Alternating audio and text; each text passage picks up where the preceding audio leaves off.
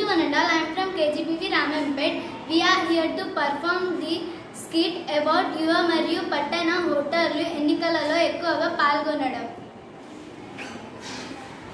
Madam and sir, election సందర్భంగా సెలవిస్తున్నారు కదా, మిమ్మల్ని అందరినీ సార్ మీటింగ్కి రమ్మన్నారు.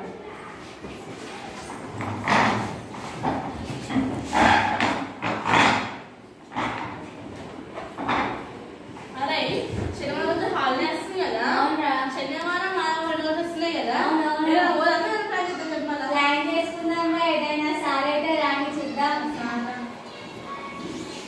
Good morning sir. Good morning. మనం ఇక్కడ ఎందుకు సమావేశం అయ్యామో తెలుసా? తెలుసు సార్. ఇక్కడ ఎందుకు సమావేశం అయ్యామంటే ఎలక్షన్ సందర్భంగా సెలవిస్తున్నారు కదా సార్, దాని గురించి డిస్కస్ చేయడానికి సమావేశం. అవును, మనకు ఎలక్షన్ సందర్భంగా శనివారం ఆదివారం కలిసి వస్తున్నాయి కదా, ఎవరెవరు ఏమేమి ప్లాన్స్ చేస్తున్నారో చెప్పండి. స్వామి గారు మీరు చెప్పండి. సార్, నేను నా ఫ్యామిలీతో కలిసి సినిమాకి వెళ్దాం అనుకుంటున్నా సార్. ఇంకా రెస్టారెంట్కి వెళ్ళి డే మొత్తం ఎంజాయ్ చేద్దాం అనుకుంటున్నా సార్. ఓహో, అయితే మీ ఫ్యామిలీతో ఎంజాయ్ చేయాలనుకుంటున్నారు. ఓకే. కుమార్ గారు మీరు చెప్పండి.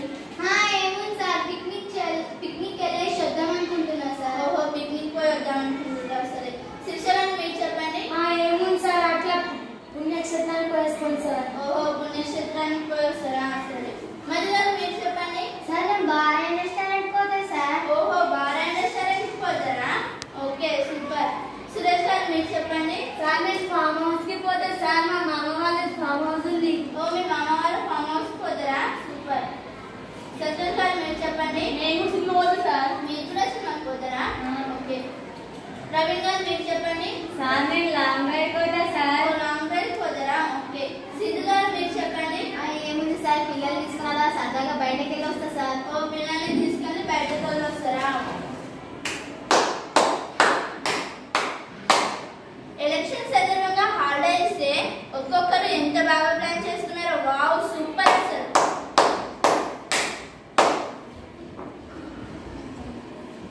స్వామి గారు మీ చేయి ఇరిగిందని 15 రోజులు మెడికల్ లీవ్ తీసుకున్నారు కదా, మీ చేయి ఎట్లా ఇరిగింది? అయ్యో సార్. ఏం పర్లేదు చెప్పండి. సార్, నేను ఆఫీస్కి వచ్చేటప్పుడు నా బైక్ టైర్ గుంతలో పడి స్కిడ్ అయి చేయింది సార్.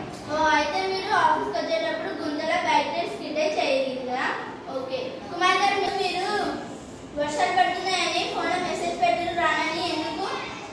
ఏముంది సార్, వర్షాలు పడుతున్నాయి కదా, మా కాలనీ మొత్తం చెరువు నిండుతుంది సార్. బయటకు రారాదు, అందుకనే రాలేదు సార్. అంటే మీ కాలనీ మొత్తం చెరువు నిండుతుందని రాలేదన్నమాట. సరే. మరి గారు మీరు ఆఫీస్కి డైలీ లేట్ ఎందుకు వస్తున్నారు?